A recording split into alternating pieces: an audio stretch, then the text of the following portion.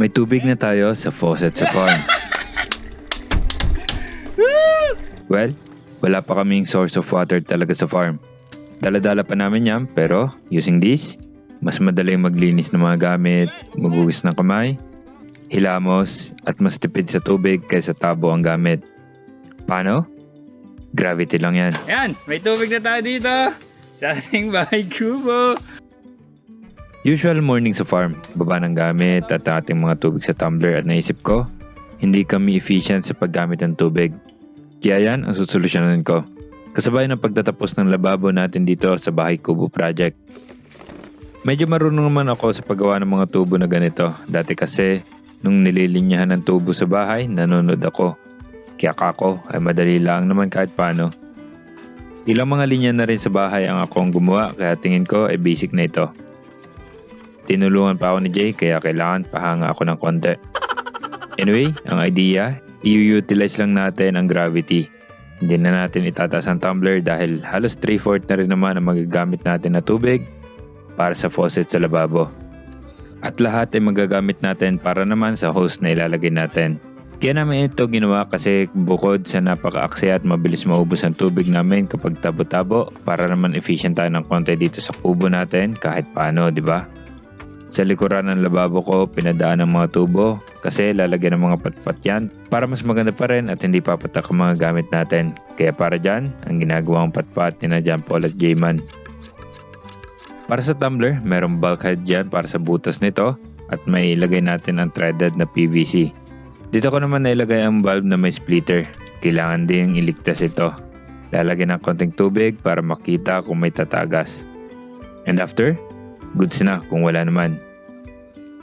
Konting hose connector, at quick release coupling ang ginamit natin para ma-connect ang PVC sa ating valve. Basic lang naman gawin yan basta alam mo ang concept ng mga fittings. Ang mismong gripo, Teflon lang naman yan. Sa ngayon, tiyaga muna tayo sa hakot ng tubig. Madalang pa naman tayo dito at pag kinapos naman, andyan si Nanay Tasing na napakabait naman sa mga pangangailangan namin. At kada punta dito, mano-mano rin lang ang refill sa ating munting water tank. Matrabaho? Hindi naman, mabilis lang yan para sa convenience na may ibigay sa atin itong project na to. Kailangan lang i-bleed para mawala ang hangin sa loob. Then,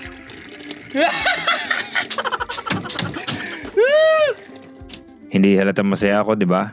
Hindi naman natin kailangan ng malakas na pressure. Kailangan lang natin ay flowing water.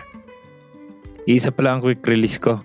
Kaya ginawa ko na lang muna ng paraan para may-connect sa valve ang hose. Pwede na yan. Itinali ko lang ang mismong hose sa mga kahoy para hindi naman aksidente na mahila at mahalit ang ating valve sa taas.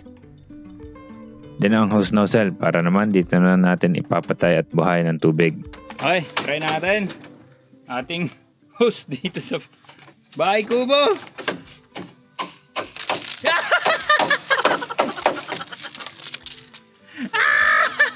Hindi ko rin alam kung bakit tuwan-tuwa ako sa tubig pero nakakatawa talaga siya eh.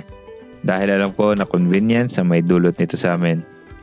Ang daming pwedeng paggamitan at hindi rin makokontaminate basta-basta ang tubig sa tumbler kakabukas at kakasawsaw ng tabo.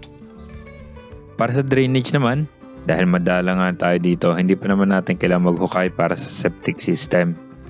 Ang ginawa ko na lang, naglagay lang ako ng extension of PVC na orange para malayo na konti ang papatakan ng tubig at hindi siya nakafix. Para every punta namin dito, iikot ko ang dulo nito para hindi naman masaturate ang isang area lang o maging pulasi. Ililipat-lipat natin. Tingin ko naman ay magiging okay ang plano kahit paano. Kain na. Lutong ulam pa rin ang dala namin pero sa sunod, magluluto na kami dito ng mabinyagan ang lababo na are. May dala rin kami na pastil by Garaponic Off Duty. The best pastil online yan. Available sa orange at black cup. Check out na. Pagkatapos ng siesta, may lakas na ulit.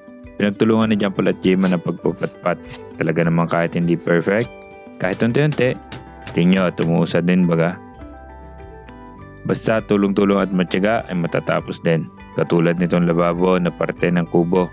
Tapos ng patpat. Napakaganda tingnan. At ang highlight niya, ang working na faucet sa lababo. Basta, I take pride sa kahit na anong progress namin dito sa aming bahay kubo project. Unti-unti, basta tuloy-tuloy.